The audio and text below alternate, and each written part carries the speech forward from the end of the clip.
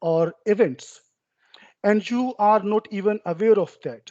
You cannot know from your conscious experience, but in your subconscious, your feelings and your behavior changes. For example, I was bitten by a dog twice in my childhood, and thoughts of my fear are so intensely primed by the dog bite that even today, if I see a dog somewhere, even on leash, I unconsciously change my way. And I cannot control it. I do it unconsciously. Another example can be that imagine your recent meal was on a wobbly restaurant table.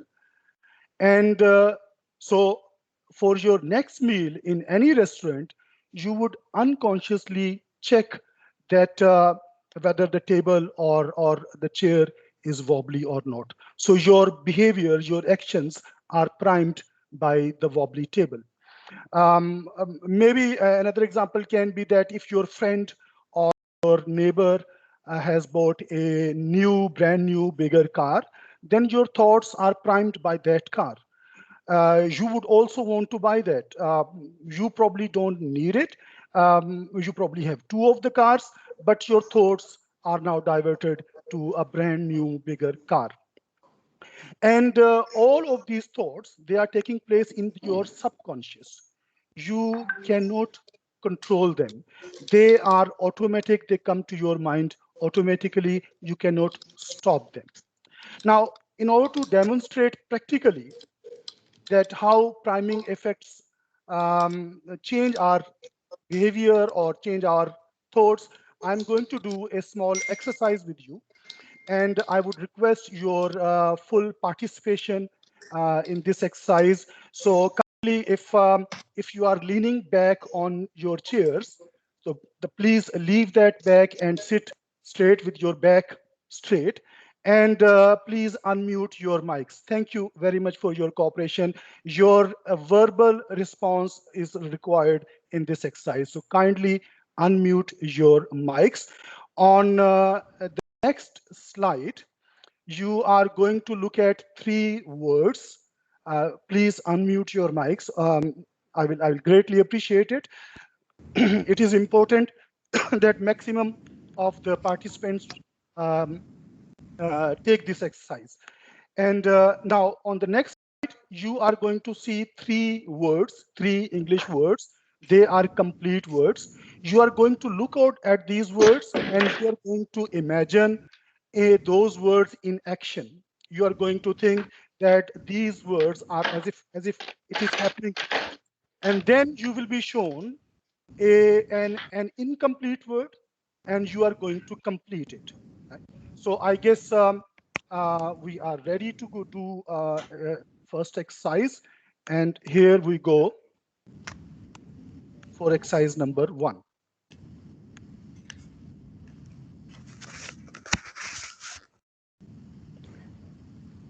Imagine these words, please, in action. And now please complete this word. Soap. Soap. Now, soap. Soap is the right answer. Can I ask you, why have you thought of the word soap and not the soup? COVID. Because of the virus. COVID. Exactly, exactly, because the soap is associated with virus, wash, and hands. Our thoughts are primed by these words right now in this situation. So, and your thoughts were primed by looking at these words.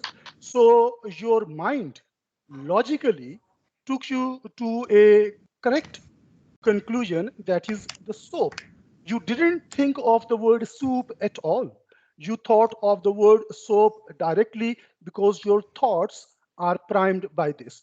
Now, this mechanism, the mental mechanism by which you could think of the word soap and not the soup, is called in the language of psychology, it is called the activation of associative ideas. Our brain associative machine. We are able to retain the information and we are able to recall the information because that information is associated with some objects or some events. But the story does not end here. These words have also evoked certain memories in you, and those memories are not very comfortable memories. They are not very pleasant memories. Those memories are frightening. They are the memories of, these are the memories of the disease and death. And these memories, you might not have felt that, but these memories have evoked certain negative emotions, the emotions of fear, probably, the emotions of nervousness, probably. These emotions ultimately are illustrated in the change in your behavior. So all of this phenomenon takes place in your subconscious. You cannot control it, you cannot stop it, and all of it interestingly happens at once. It is a excuse me, it is a spontaneous process. It does not happen step by step.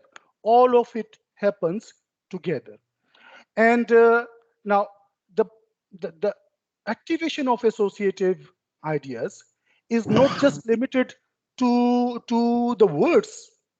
It is also it is also connected with the actions or with events. For example, if you look at these two images of the clenched fist, both are the same expressions, the clenched fist. But in one image, a clenched fist is an expression of threat, and in another, it is an expression of a win in an election. If you are from an Eastern African countries, the image of Mussolini is not going to evoke pleasant memories in you. You will be some uncomfortable memories of the war will be generated in your mind. And if you are a supporter of Biden, the clenched fist of the Biden is going to make you feel pleasant. It is going to make you feel comfortable, happy. Now that we understand that how the activation of associative ideas is, and what are the priming effects and how it works, let us bring the students into equation. And let us try to understand what are their cognitive processes and what are their emotional states. And speaking of emotional states, first of all, I will highlight their fears and apprehensions. And this list, as you can see, is not an exhaustive list, but mainly these 3 points are related to the classroom environment. So my rest of the discussion in this workshop is going to focus on the classroom environment, students' behavior and their fears and their cognitive processes in the classroom context. So when a student enters to your class first time, he has fears of the subject. What is this subject about? Is it hard? Is it easy? The fundamental sciences are generally considered hard subjects. Physics, in particular, is notorious. Then there is a fear of instructor. Is my instructor friendly or too strict? If I ask question to my instructor, would he get angry? Would I have a frequency match with my instructor? Um, One of the student said a very interesting thing, and I will quote her, that I associate the subject with the instructor. If the instructor is cheerful, if the instructor tells jokes during the class, then I feel comfortable with the instructor. And in fact, I associate certain jokes with certain topics and makes me easier to understand that topic. So you see how the associative memory of that student is working. She is associating jokes with the topics, and that makes her feel good, and that helps her to understand the topic better. And then there is the biggest of them all, the fear of exams. do I have to tell you what fear of exams is? We all have faced it. We have been students at some stage of our life. I still remember all my bad exams, and there are unfortunately quite a lot of them. And now we enter the COVID-19 era, and we are so heavily dependent on information technology devices and technology. And we have been discussing the uses and the blessings of technology quite a lot lately. But guess what this technology has done to the students? In their own words, the technology has multiplied their fears. It has enhanced their fears. It has done nothing to alleviate their fears. It has done nothing to eliminate their fears. They still wholly and solely look towards their instructors for help and for help to fight their fears. And this is where the role of instructor becomes crucial, because despite the advances in technology, they, they are still looking towards us, still looking towards their instructors uh, to face the challenges and to meet their challenges. Last week, I asked my students to record their screen time. And let me show you what they shared with me. And this is what they shared with me. The screen time of the students has increased from 12 to 14 hours a day. And you can tell that this is not healthy. It is not healthy.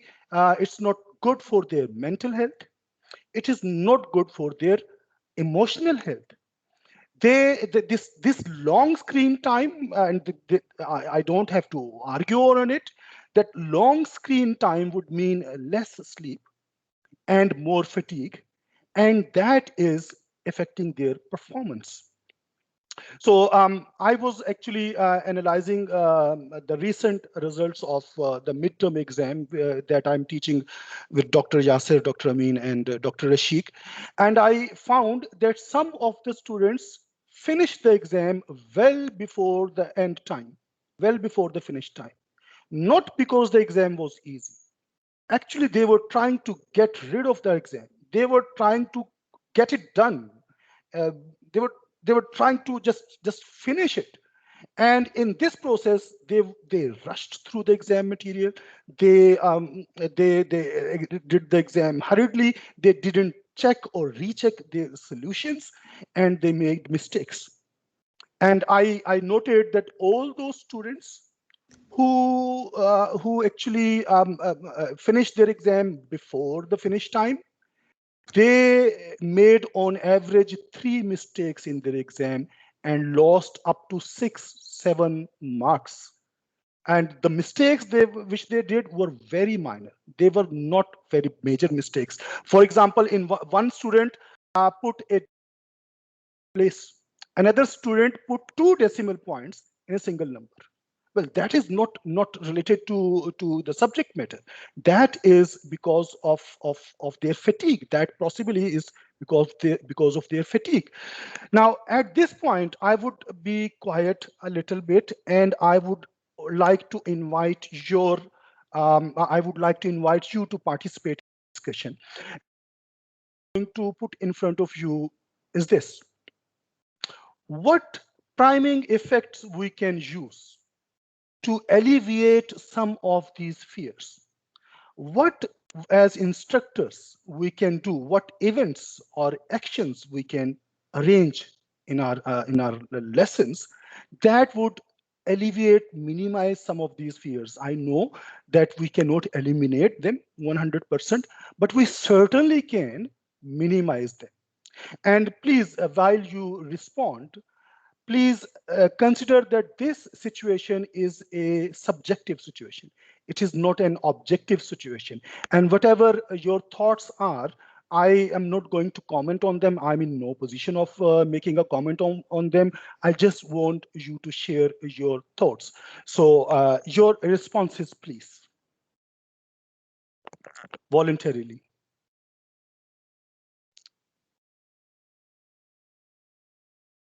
What actions we can take, what priming effects we can use to control their fears, to minimize their fears. Let me present. Yes, please, sir. Can I say something? Or Please, sir. Yes, go on, please. yeah, I think some of our colleagues earlier who spoke in the previous workshops and just the different things of trying to break the monotony of the lecture, especially if it is a long lecture, an hour and 15 minutes. You suggested telling jokes, but different activities within the lecture itself to just break the monotony of the lecture. But also, I think it's the overall fear of the subject, as you said correctly.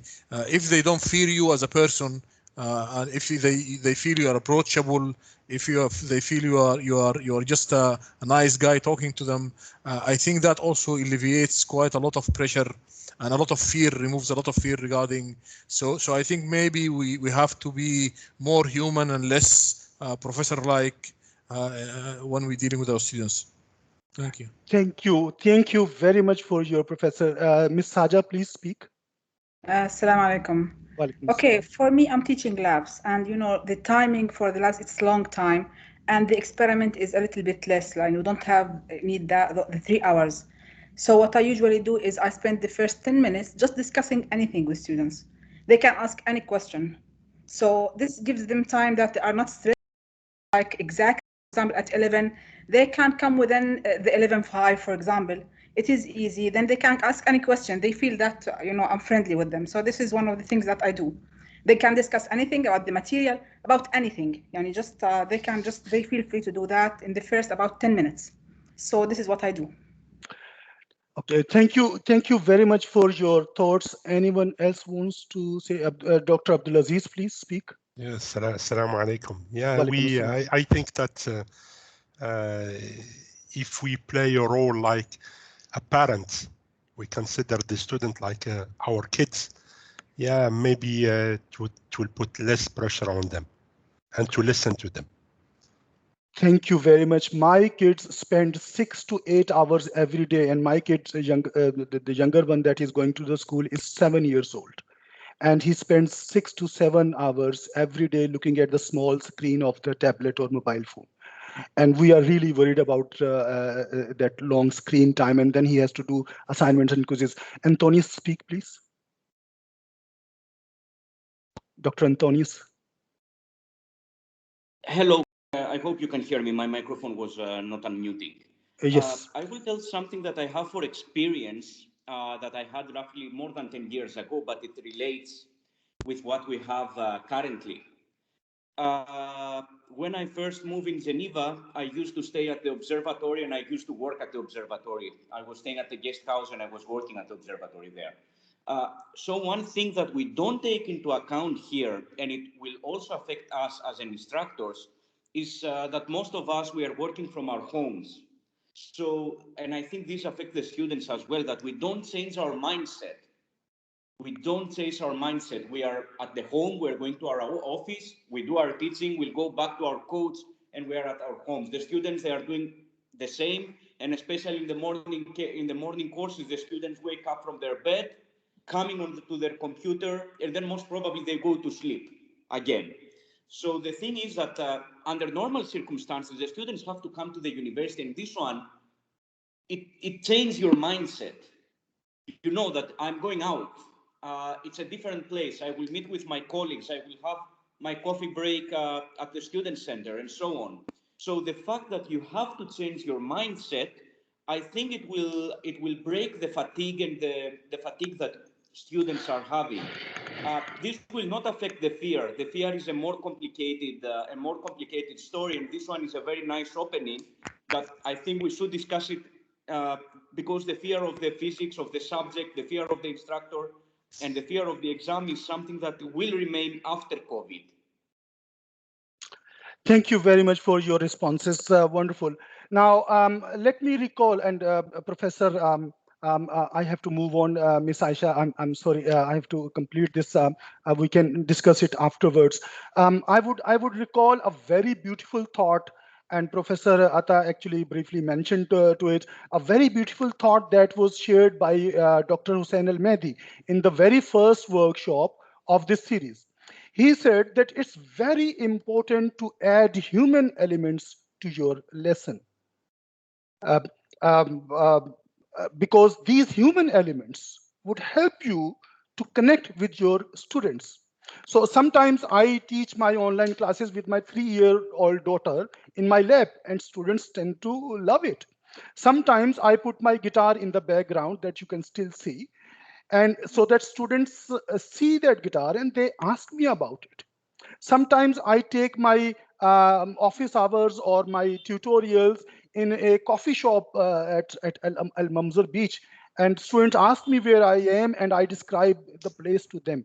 And all these events or actions, they actually help me to connect with the students. And when I have a personal connection, when they take interest in my personality, and when I take interest in their personality, then it helps me to take away some of these fears from them. I take away the fear of instructor from them. I take away the fear of subjects from them. And when these two fears are away, then relatively the fear of examination is relatively alleviated. It is not eliminated, but it is alleviated. So I want my students, we want our students to look at us as people, as persons who live their lives to the fullest, who pursue hobbies. I don't want my students to look at me just as a dull, bald professor who teaches physics and does nothing. I want them to view me as a full person. So these actions or events may act as priming effects, and we may be able to take away some of their fears. I would move on with my topic now, and I will discuss this dial of cognition. And the dial of cognition has two extreme states. This idea is taken by the book directly, and those states are the state of ease, the cognitive ease, and cognitive strain. And as the name suggests, that the cognitive ease is a state where there are no threats, no effort is required to perform some task, or less effort is required, and strain is opposite to ease. And not very surprisingly, the states of ease and strain, they are directly connected to a number of diverse inputs or causes. And here in this figure, you see that the state of ease is in the middle, and the causes are on the left hand side, and the consequences or outputs are on the right hand side. And the primed idea, you see, the primed idea is directly related to the cognitive ease state of the students, among other things. And more interesting idea is that these states, these consequences and causes, they are actually interchangeable. So suppose you are reading a book with a clear font, you feel at cognitive ease, and you feel effortless, or you feel good. And opposite is also true. If you are reading a book in a happy mood, then probably it would be easier for you to comprehend the book material. Now let us see how the states of cognitive ease and strain affect the performance of the students. And I'm going to perform two more exercises with your assistance. And in these exercises, first I will show you an image, and I would request you voluntarily that describe that image, what kind of emotions you are feeling by looking at this image. And then I will give you a problem to solve, and that will be of words. You will have out a single word which when connected with the triad, makes a well-known compound word. So let us do this exercise. Move on to exercise number 2, and first you will see an image. So can somebody please describe this image to me and what type of emotions and feelings this image is generating in you? Imagine this image. Miss Aisha Muhammad, do you want to speak?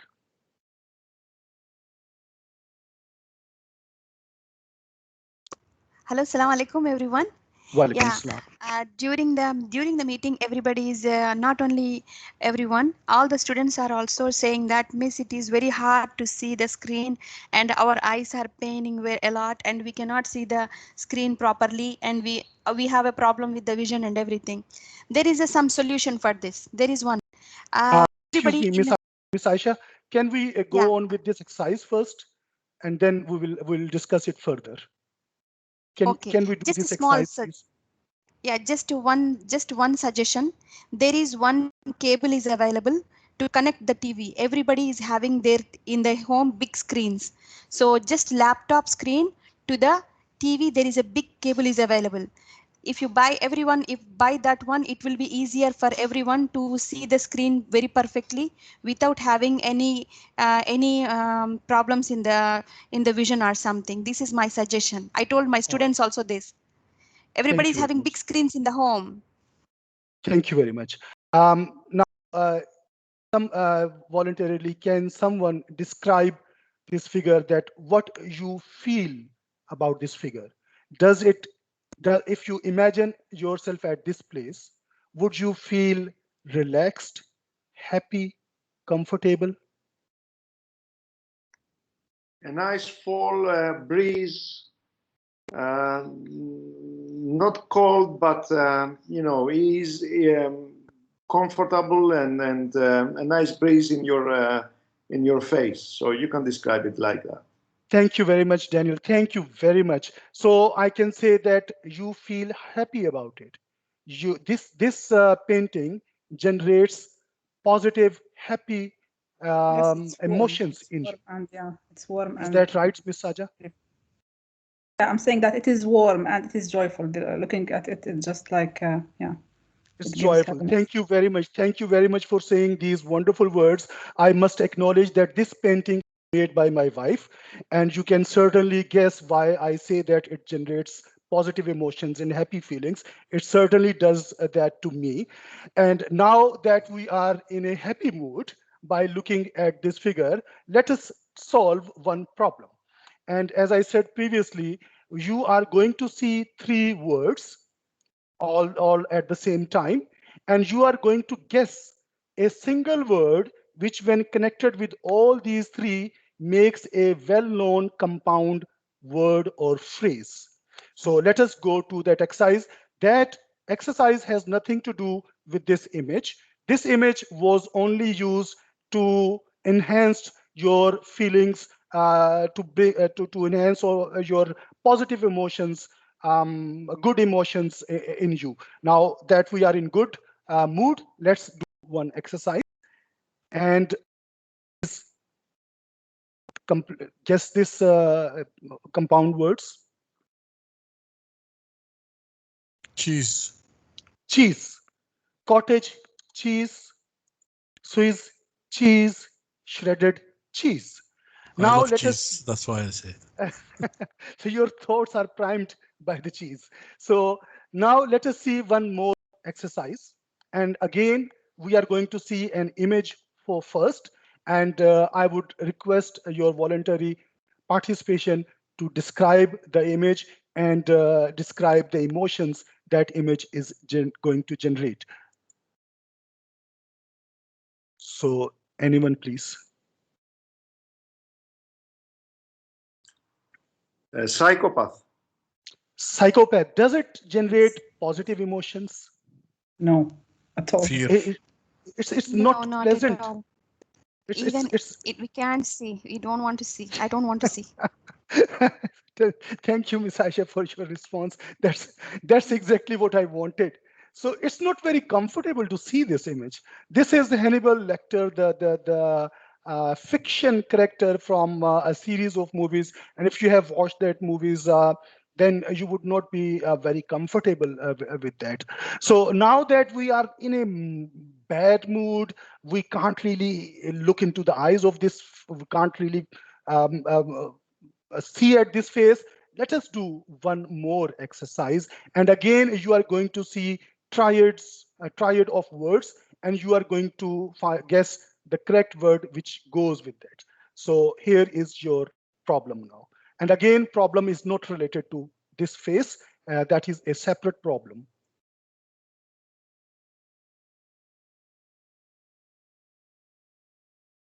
Broken.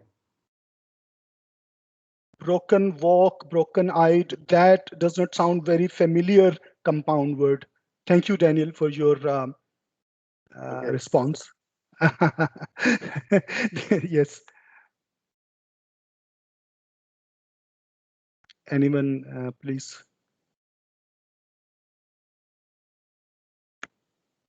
Anyone, any other try? When I will tell you the answer, you will say that, oh, yeah, that was the right answer. Soft. It's a very Tired bones, tired eyed. No, not tired walk. okay, Open. another try. Open. Open bones is not very familiar. Soft. Weak. Someone else? Weak. Weak. No. Yasser, you said something? Tired? No. Tired. No, tired. But tired eyes, no, but for bones, I don't know. Tired Lazy. Lazy bones. Hard. That doesn't. Hard walk, hard-eyed, hard bones. It could be a possible solution. That's not this exercise. Anyone else wants to try it? Soft bones, no?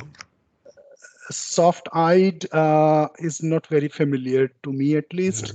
Soft wood, yeah. Okay, so let us not more Heavy. spend more. Heavy, maybe. Okay, okay. Shaitan. Heavy.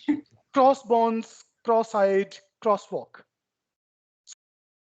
Um, I think that problem that I chose was a little harder, although it would not be harder for the native English speakers, because these are very well-known compound words and phrases which are used almost every day. Crosswalk is the passage that you use to cross the road, and so on. So now the idea that I want to introduce here is that it took you longer to reach the correct answer, because your mood was not good. When you were looking at a skillfully drawn painting, you were in a good mood, you solved that problem quickly. And when you were not in a very good mood, then you took longer to reach the right answer. Now let us see how students are performing, and I'm workshop here. So this is one experiment that I did almost more than a year ago with when we were still in university. To group one, I gave a problem on paper where the figure was very clearly displayed, the font was wide, line spacing was wide, and therefore it was easy for them to read and understand the problem, and they were in a state of cognitive ease. And to group two, I gave the question, the exam, on almost 1/3 of the A4 size paper. This display was not very clear. The figure was tucked away in the corner. It was still labeled, but it was not very clear. And when I made photocopies, it became even less clear. And therefore, they experienced a strain, a state of cognitive strain. And as you would expect, the group one performed relatively better. They performed better than the group but the state of cognitive ease is not always proportional to good performance, or cognitive strain is not always proportional to poor performance. And another experiment that I performed more recently in my class was that to group one, I solved all the problems related to a topic. Students didn't have to solve any problem. They copied the problems from the board, and they told me that they are happy with it. They understand everything. So they were in a state of cognitive ease. But for the group two, I solved only a couple of problems. And I asked them the rest of the problems you are going to solve. And I'm not going to solve them for you. You solve it and then discuss your solutions with me. So I put them under cognitive strain. And you see that group one, for whom I did all the work, they performed poorly, and group two performed better. So it is up to the instructor to use the idea of cognitive ease and cognitive strain skillfully, because it is not always, cognitive strain is not always going to give you bad performance. It can give you a good performance. I would end it here with the final word that it is not that how well we teach our subject, and it is not what it is not just what it's not just how advanced technology we are using. There are several other personalized parameters that we need to take care of them to improve the students' performance, their well-being, their good health, their happiness, and their success is all that is important for us. Thank you very much for your attention and participation. I really appreciate it. Stay safe, stay happy. Thank you very much, Dr. Azeem. Thank you very much, Dr. Daniel. These two presentations were quite excellent, and they presented many thoughts into our heads. Thank you both for your contribution. I will open the floor for anyone who would like to make any comments. Please go ahead. I can see the hands. Miss Aisha hand is up there. Is it from before, or still you have a question or something? Okay, No, all it's right. from before. It's before, doctor. Okay. Anyone who has any comment or any idea you want to add? Well, everyone is tired and wants to go to and eat. I would, if there is no comments, I would again thank everyone, and I'm really appreciate that people will stay at the, were coming closer to the weekend, and the end of the week is usually people are drained of energy. So thank you very much, all of you, for attending. Thank you once again, Dr. Azeem, Dr. Daniel, for your presentations. I'm sure definitely there is a lot of discussions to be had regarding this, but I think people are just a bit tired. So maybe we can take an opportunity through emails or whatever to discuss what was presented here today. Thank you all once again, and as